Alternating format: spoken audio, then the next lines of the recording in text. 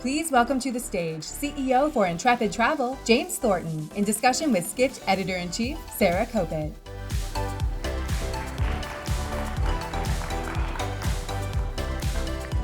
So how you doing? I'm doing good. It's great to be in New York. Yeah, I was asking him if you're upside down in time and space from being in Melbourne. No, I've been here for a week enjoying the great weather. Yeah, so Intrepid is known for being a sustainable B Corp company. I would bet there's a few people in this room that does not know what a B Corp is. Will you please explain it to us before we start? Sure. So B Corps are companies that are on a mission to benefit all stakeholders. Yeah. So traditional business methodology is simply that you want to make profits.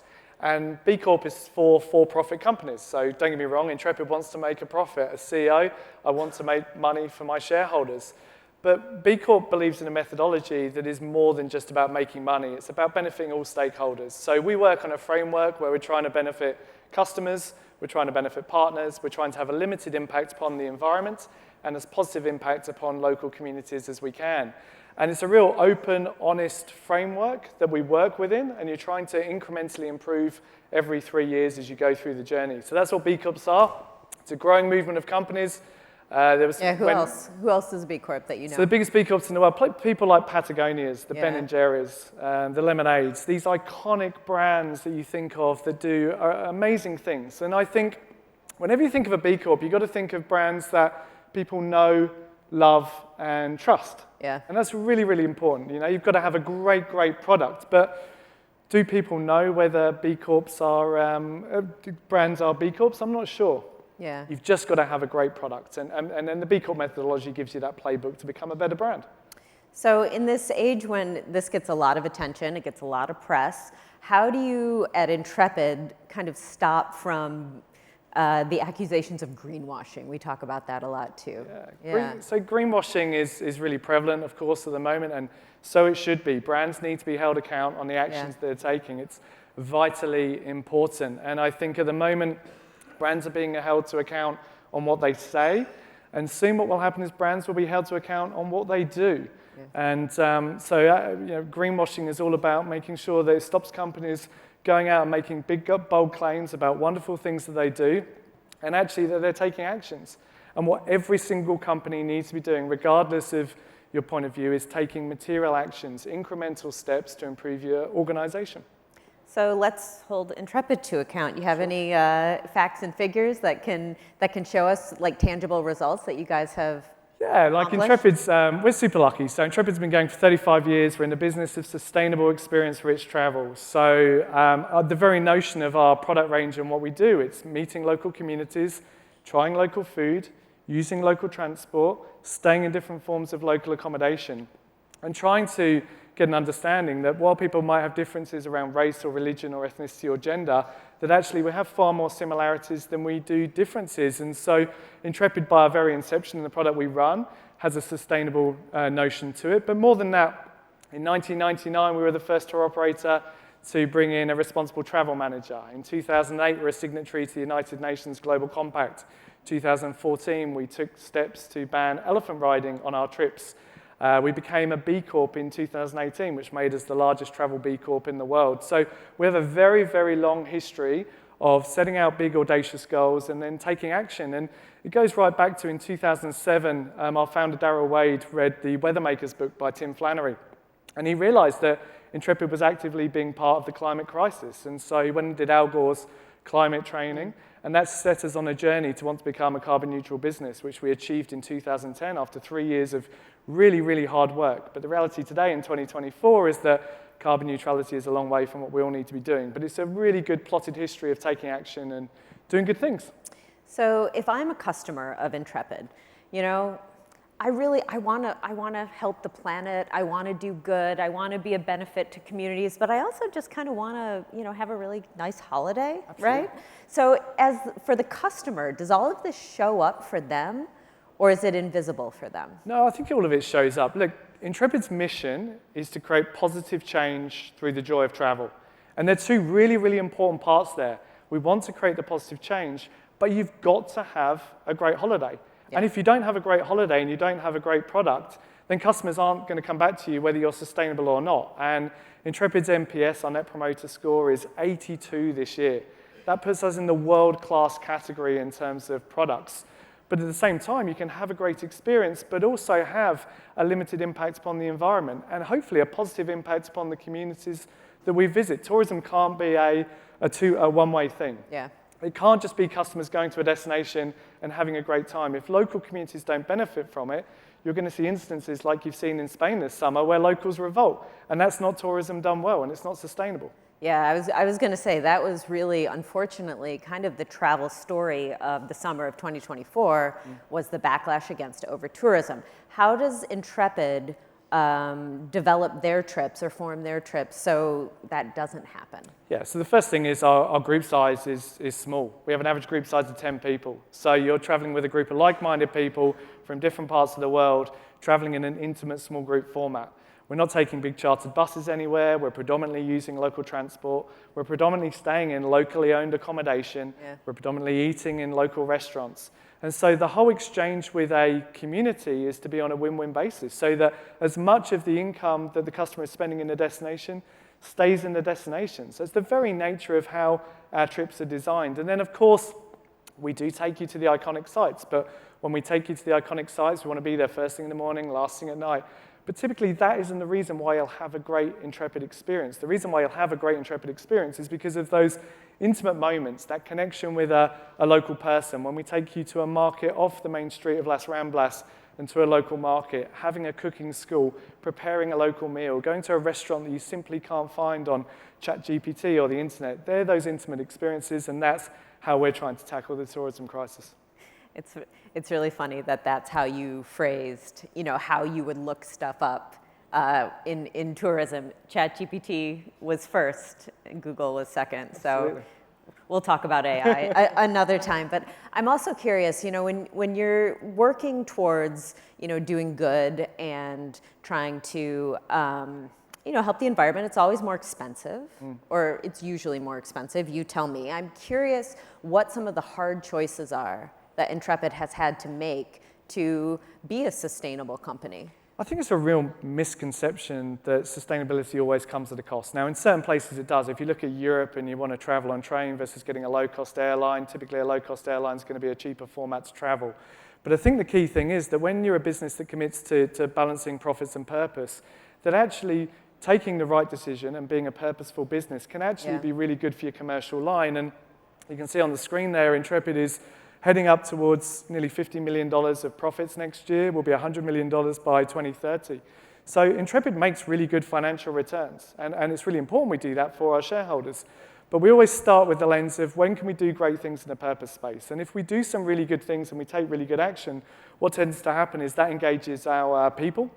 The more engaged we have people, the more our customers tend to be engaged. The more engaged our customers are, we tend to sell more holidays. And the more holidays we sell, the more money we make, which enables us to reinvest into purpose. And that cycle is really, really beautiful. And you can see when we committed to B Corp certification back in 2015 and became certified in 2018, that our profits have exponentially grown as a result. And at Intrepid, we always think that profit is the output of what we do, not the reason for what we do. But clearly, being a for-purpose business is very commercially successful. So one should not come at the expense of the other. At Intrepid, we are very fiscally conservative, but we're also really socially progressive. Yeah. And what we're trying to coach is this new form of business that one doesn't have to come at the expense of the other. So I think for all the travel execs in the room, I bet you have some questions for James. Oh, and there they are, popped up right there. I wanted to get some of the audience questions. But first, in 2024, it is expected as we close out the tail end of the year to be the hottest year on record.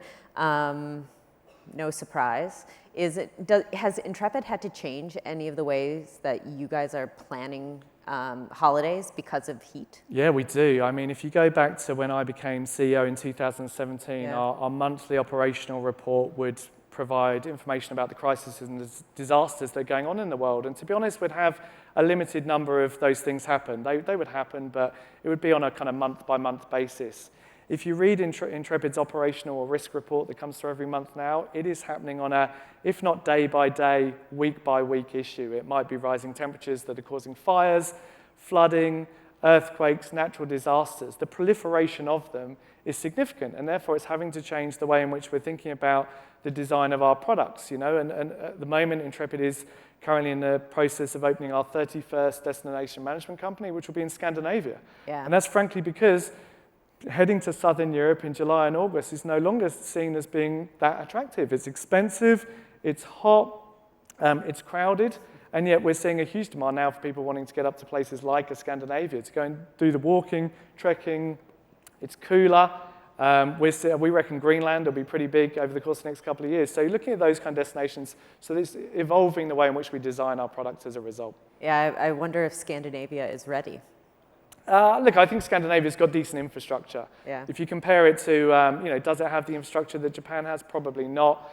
But it has a lot better infrastructure than a location like a Bali. So I think it is prepared and it will be willing to get there. But it's just about that changing consumer behavior that ultimately they're wanting to get away from those really hot places. Yeah.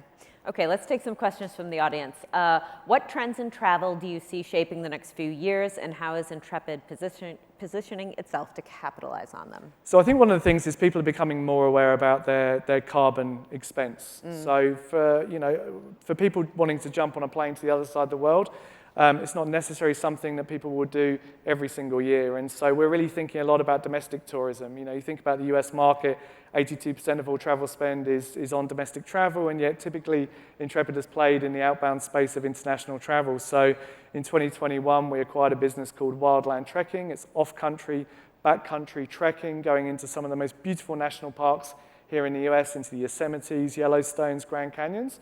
So we're thinking a lot about the importance of domestic tourism, about having those awesome immersive experiences, getting back to nature, giving back to local communities, but doing so in your own backyard rather than necessarily having to travel to the other side of the world. So is this really to stop from flying on airplanes? Yeah, look, it's just providing an alternative to people. We're not going to stop flying in airplanes. Let's not kid ourselves. I live in Australia. It is a country where you are reliant on having to fly on airplanes because the infrastructure does not exist. But it's being more mindful that when you do travel, to be more purposeful about it. If you're going to head to the other side of the world, try and stay for longer durations. One of the things we're also talking about with our trip design is let's not design trips as much that are 7, 10 days, but let's look at longer term itineraries so that when you can get into a destination, you can be more immersive, spend more time there, and really get to meet the local people.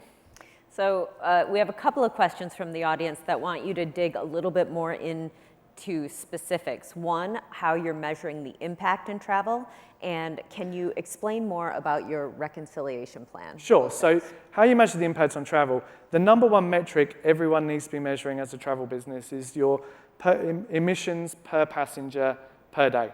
And that's the first thing you have to do as a business if you want to take serious action on sustainability. And let's be clear, at the moment, there's about a third of companies in the travel industry that are doing some amazing things and taking some great action. There's a third of businesses who want to take action, but frankly aren't quite sure how to go about doing it. And that's why Intrepid provides open source toolkits on our website so that people can come and download it around carbon action or around animal welfare. And there's a third of the industry that are presuming that climate action isn't required and it's just going to go away. And the brutal reality is that legislators are already taking action. Tour groups in Venice, you can't go with more than 25 people. There's more and more steps like that are going to continue to take place. But the first thing you have to be able to do as a business is to measure. Yeah. If you can't measure, you can't do anything. So measure your emissions per passenger per day. And then it's looking to take action around offsetting those emissions initially, but more importantly, taking action to reduce those emissions. And Intrepid is committed to something called science-based targets through the Science-Based Target Initiative, and that's all about a commitment to reduce our emissions on our trips. So specifically how we're doing that is by one step removing internal flights on our most popular itineraries. And so if you go into a place like Cambodia and you're doing one of our trips from Phnom Penh to Siem Reap, rather than taking the low-cost airline, which frankly isn't the most enjoyable experience and the thing you enjoy on the trip, you're taking a boat trip down the Mekong River instead. Customers tend to like it more. You get a better NPS as a result. You reduce your emissions. So actually, by taking flights out of our trip itineraries, we're getting a better customer experience and we're getting a better environmental output. And what about the reconciliation plan? So the reconciliation action plan, for everyone who doesn't know, Australia has a pretty plotted history with its First Nations people. You look at a country like New Zealand that's done an amazing job with the traditional Maori people. Australia hasn't had that history. And so Intrepid is committed to a reconciliation action plan, which is a methodology where you embed more First Nations people and experiences into your supply chain. And so what we've now got through Project Backyard and our development of our domestic Australian product range is more First Nations experiences onto our trips. So you're hearing from the First Nations people about the culture and the history and the beautiful background about this wonderful country. So again, it's a bit of a methodology like B Corp for people that want to get closer to Indigenous experiences in Australia. So I'm curious if you could take us out maybe 3 to 5 years, not too long. What are Intrepid's kind of medium to long-term goals? Yeah. So Intrepid's on a mission, like I said, to create positive change through the joy of travel. We're a 35-year-old company that is growing at a compound average growth rate of nearly 20%. And I think that's in part because you saw some of the trends that Rafat put up on stage, and I look at it from Intrepid's point of view and I'm like, yes, transparency, climate action, experiences. These are all things that suddenly Intrepid's become relatively trendy. It's like we've become an overnight success story after 35 years of enormous hard work. So the core part of what we'll do is leverage our core, building out more experiences, building out more global scale as a company. We'll open probably another 20 DMCs over the course of the next 3 to 5 years. Beyond that, we'll then look at some game-changing initiatives. The reality still here in the US market, Intrepid is not a household name. We're a household name in Australia. In fact, if you think of the word Intrepid here in the US, you think of the warship that's just parked up here. So we have a big job in terms of out-of-home advertising. You'll see us in Madison Square Garden. You'll see us in terms of Penn Station to get people understanding what does small group adventure travel look like. Why do you think it hasn't caught on here? Because it hasn't. I just think there hasn't been as much of the awareness of it. I think, often with the kind of limited vacation time that people have, they might head off on a cruise ship or head off on a larger coach tour. And so what we're starting to see is that Americans, when they're coming on our trips and enjoying the experience, are like, wow, I just didn't know this style of travel existed. Yeah. This is for me and I want to do it more. And then beyond that, Sarah, a big job for us is that something we call our More Than Tours initiative. And that is the reality that the most loyal Intrepid customers only travel with us once every 700 days. So we spend enormous amounts of money trying to bring people into the top of the funnel. And so we have to find a way to connect with the customer on a more frequent basis. And we're starting to do that through a variety of initiatives. We have our Daytour brand Urban Adventures, where you can get out and have beautiful immersive experiences within a few hours, craft cocktail tour of the East Village. We're thinking about the role of media. Intrepid owns the website adventure.com and how we can tell powerful, immersive storytelling. We've got our book, The Intrepid List, which is coffee tables, and you can pre-order from Amazon, please do, for your Christmas presents. So lots of initiatives like that and about how we can get into more of people's lives every day. Well, thank you, James Thornton. Thank you very much. Awesome. Thanks, Sarah. Thanks.